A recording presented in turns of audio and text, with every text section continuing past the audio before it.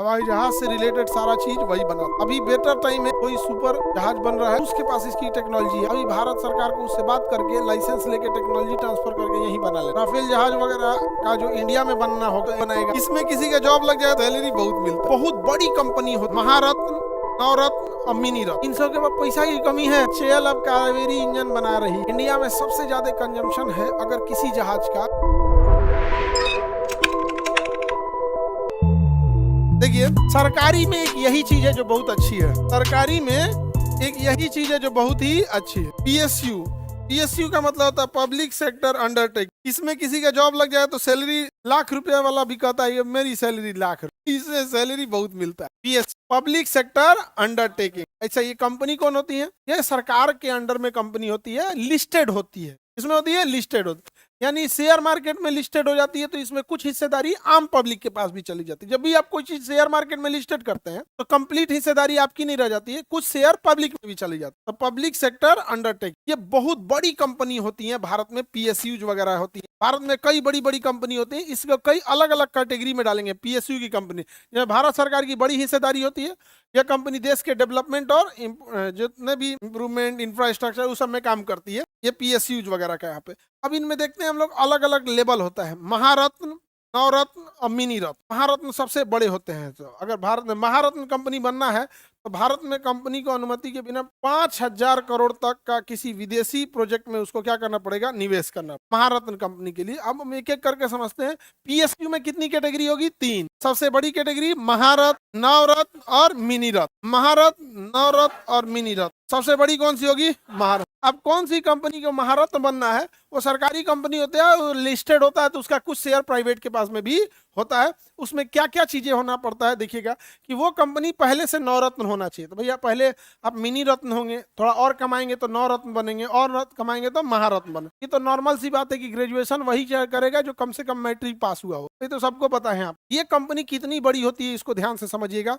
सेबी के नियमों के अनुसार ये लिस्टेड होनी चाहिए। ये तो भाई शेयर बाजार में है तो सेबी के नियम को फॉलो करना पड़ेगा। इसका नेटवर्थ अब देखते हैं। पिछले 3 वर्षों में इसका औसतन एवरेज टर्नओवर 25,000 करोड़ का होना है। सालाना इसका टर्नओवर कितना होना चाहिए? 25,000 करोड़ का टर्नओवर होना चाहिए। सोचिए कितनी बड़ी कंपनी होगी।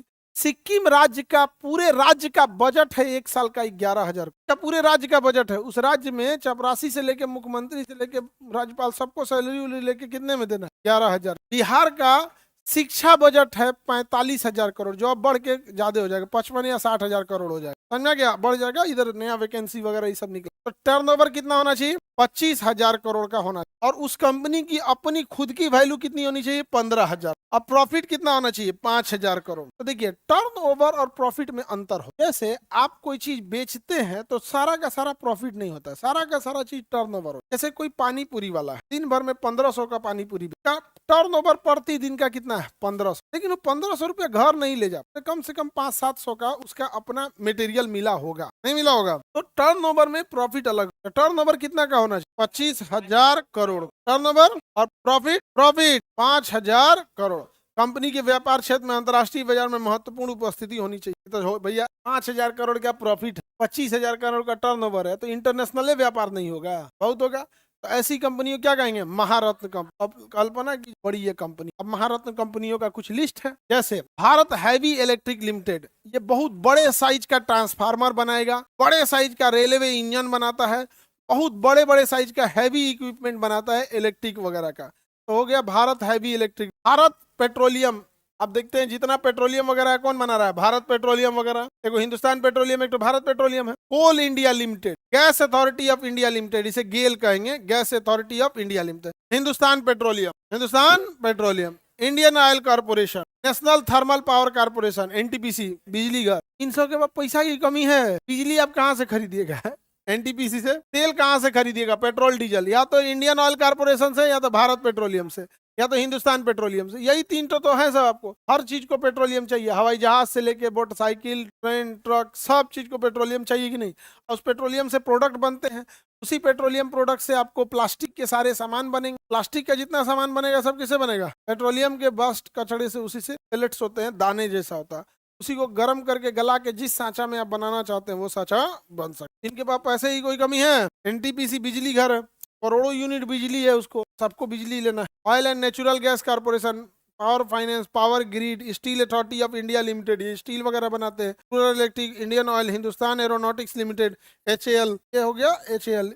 ये सब बड़ी बड़ी कंपनियां हैं। राफेल जहाज वगैरह का जो इंडिया में बनना होगा अगर फ्यूचर में, तो एचएएल बनाएगा। सुखोई जहाज को रूस से लाइसेंस लेके एचएएल बनाता है। ये जितनी बड़ी कंपनियां हैं, इनका कम से कम सालाना प्रॉफिट कितना होना चाहिए? 5,000 करोड़। और नेटवर्थ, टर्न ओवर कितना होना चाहिए? 25,000 करोड़।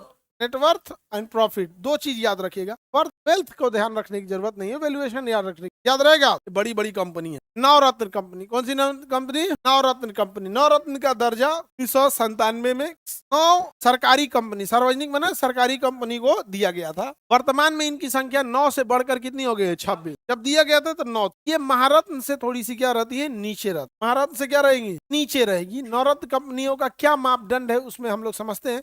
कंपनियों के पास मिनी रत्न का दर्जा होना चाहिए। तो ये तो नॉर्मल बात है कि आप क्लास 8 में पढ़ रहे हैं तो आपको 7वां पास होना चाहिए, तो नॉर्मल सी बात है। ये तो कोई श्रेणी नहीं है। यहाँ पर निम्नलिखित 6 प्रदर्शित मापदंडों की गणना करते समय स्कोर दिया जाता है 100, जिसमें से 60 या उससे अधिक स्कोर चाहिए।